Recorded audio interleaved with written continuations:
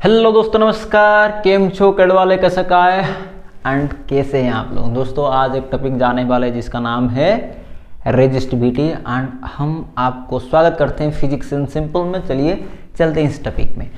Topic से जाने से पहले ये टॉपिक आया ही क्यों, क्योंकि पिछले क्लासेस में मैंने रेजिस्टेंस का एक फॉर्मूला दिया था। थोड़ा याद करिए, अगर याद नहीं है थोड़ा पिछला वीडियो में जाइए और देखिए, थोड़ा उसको लिंक डिस्क्रिप्शन बॉक्स में मौजूद है आपके पास। ठीक है, क्या है रेजिस्टेंस? मैंने बोला था resistance is directly proportional to length and inverse proportional to area. उसके साथ ही साथ आपके पास आया था कि resistance equals to rho L upon A. ठीक है, ये फॉर्मूला आज के क्लास के लिए बहुत ही जरूरत होगा, तो इसको थोड़ा याद रखिए। रो L upon A, this is the formula for today class, very important formula. ठीक है, तो यहां पे रेजिस्टिविटी, इसको मैंने बोला था कि ये होगा आप लोग के पास रेजिस्टिविटी। किसी किसी बुक में इसको कोएफिशिएंट ऑफ रेजिस्टेंस में लिखा हुआ आपको मिलता है। आप कंफ्यूज उसमें नहीं होंगे, दोनों का मतलब एक ही है कि रेजिस्टिविटी कोएफिशिएंट ऑफ रेजिस्टेंस दोनों का मतलब एक ही है।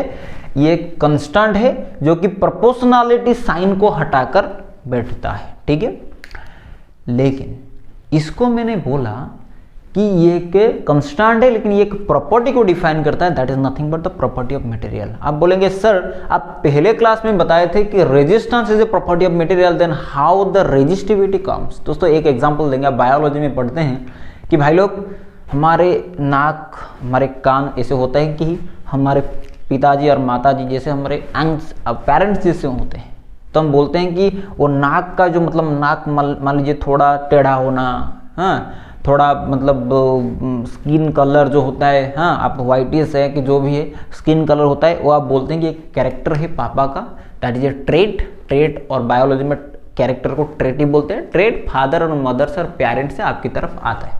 ठीक है, इनहेरिट होकर आता है।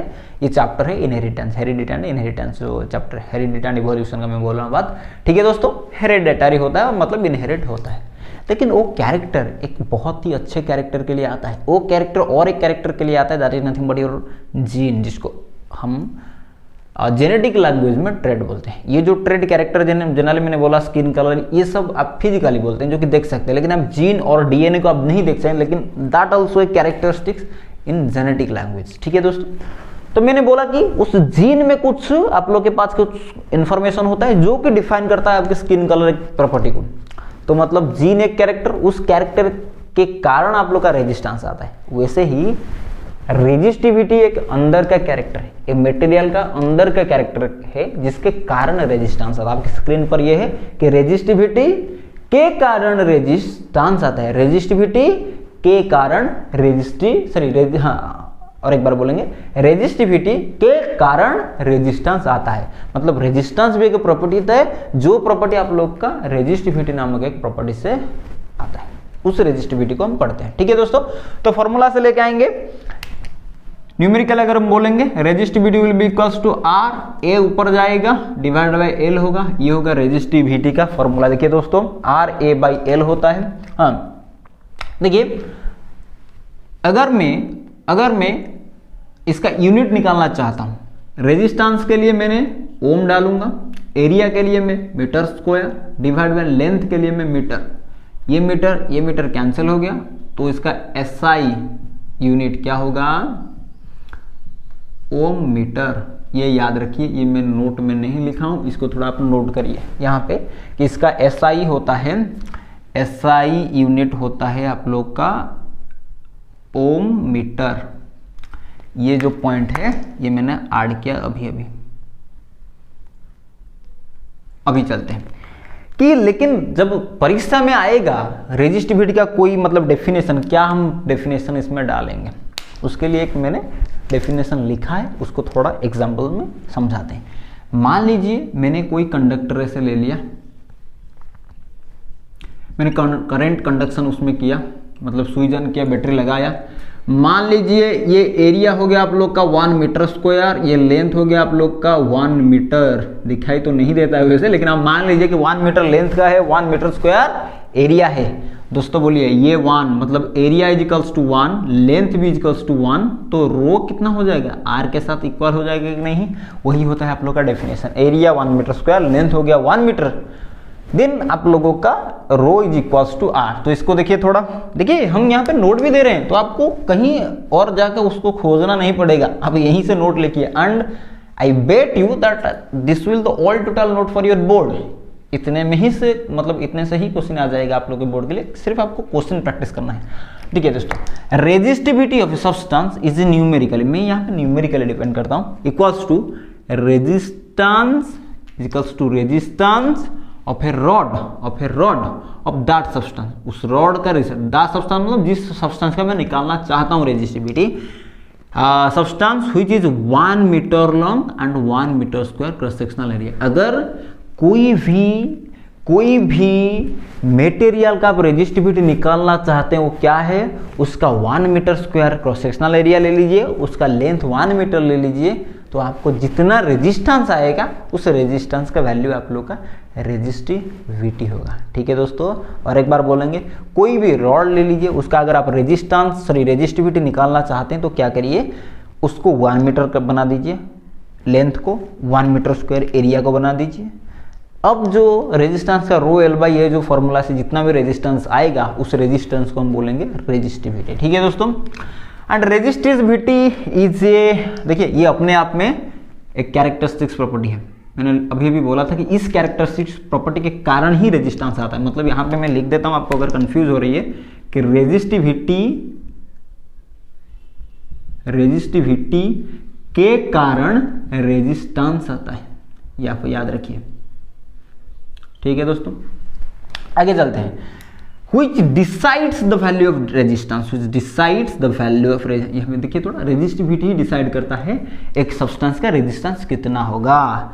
एंड ये जो रेजिस्टिविटी है ये भी एक चीज के ऊपर डिपेंड करता है, that nothing but your temperature, ये टेम्परेचर के ऊपर डिपेंड करता है। ओके, आगे बढ़ते हैं।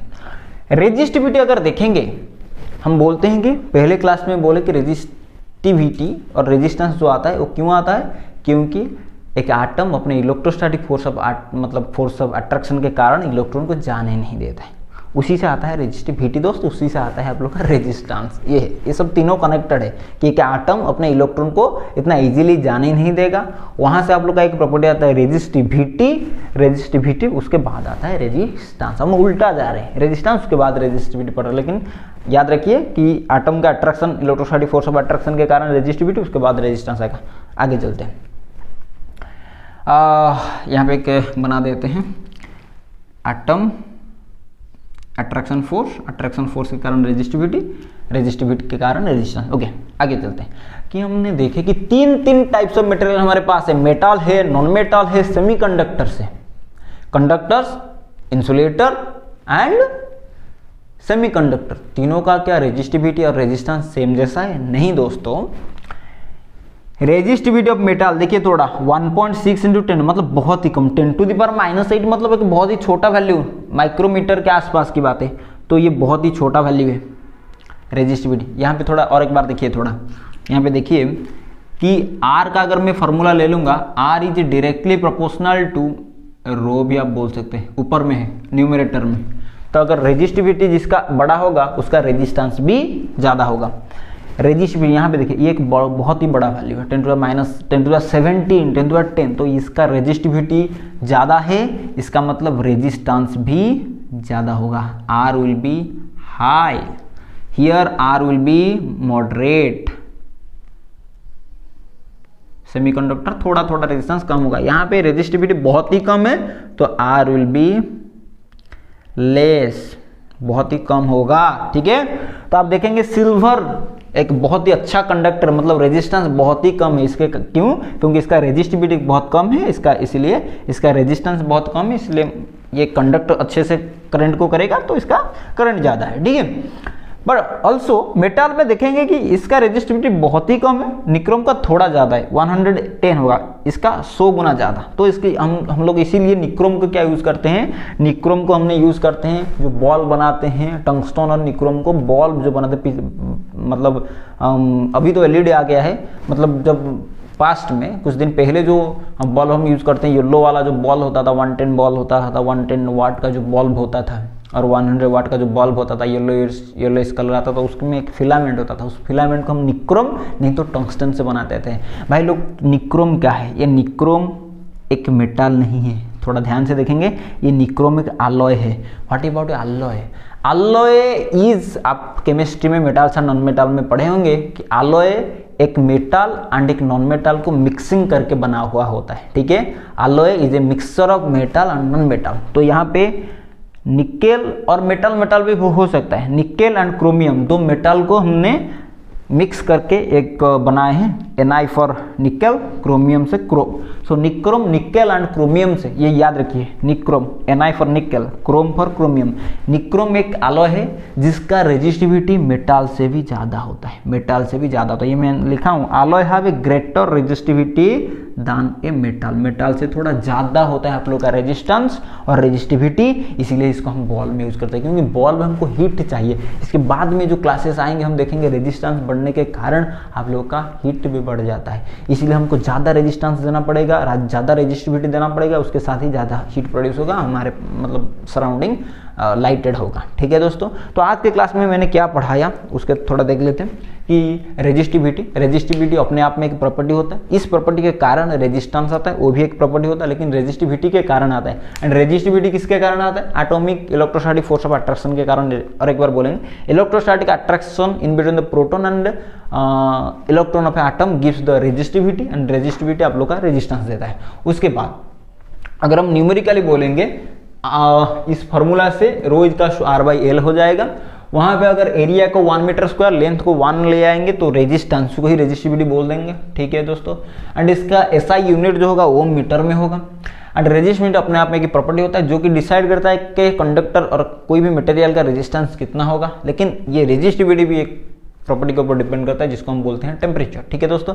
अगर मेटेरियल को हम कंसीडर करेंगे, रेजिस्टिविटी किसका कम है? मेटल का। उसके बाद थोड़ा ज़्यादा है सेमीकंडक्टर, उसके बाद थोड़ा ज़्यादा है इंसुलेटर का। एंड उस रेजिस्टिविटी के कारण रेजिस्टेंस भी थोड़ा कम होता है किसका? मेटल का। रेजिस्टेंस थोड़ा मॉडरेट होता है आप लोग का सेमीकंडक्टर का, थोड़ा हाई रेजिस्टेंस होता है आप लोग का नॉन मेटल और जो बोल सकते हैं आप लोग उस इंसुलेटर का, ठीक है दोस्तों। एंड अगर हम बात करेंगे मेटल एंड उसके alloy means it is a mixture of two metals, two non metal और a metal and non metals, okay. तो हम बात करते हैं निक्रोम के बारे में। निक्रोम निकेल्स और क्रोमियम को मिलाकर बना हुआ होता है। इसका प्रॉपर्टी मतलब इसका थोड़ा होता है, क्या होता है? रेजिस्टिविटी थोड़ा ज़्यादा होता है, इसीलिए इसका आप लोग रेजिस्टेंस ज़्यादा हो सकता है बोलेंगे। तो heating devices are made up of alloy. जो हीटिंग डिवाइस आयरन होता है आप लोग का, जो बल्ब होता है, आयरन मतलब जो इस्त्री करते हैं, वो जो आयरन और जो हीटिंग डिवाइस, जो भी हीटिंग डिवाइस रूम हीटर होते हैं, ये सब बनते हैं किसमें से? अलॉय से बनते हैं। तो इस यहाँ पे था आप लोग का रेजिस्टिविटी तक। इसमें से बहुत सारे प्रॉब्लम रेजिस्टेंस एंड रेजिस्टिविटी को लेकर आप कर सकते हैं, बुक्स में है। And also different types of reference book जैसे कि एस्टन जैसे बुक्स में पाए जाते हैं। आप इसको प्रैक्टिस करिए। अगर कुछ डाउट्स है आप लोग कमेंट बॉक्स में लिखेंगे। इसके बाद हम आएंगे connection of resistance, that is nothing but series connection and parallel connection में। तब तक के लिए धन्यवाद।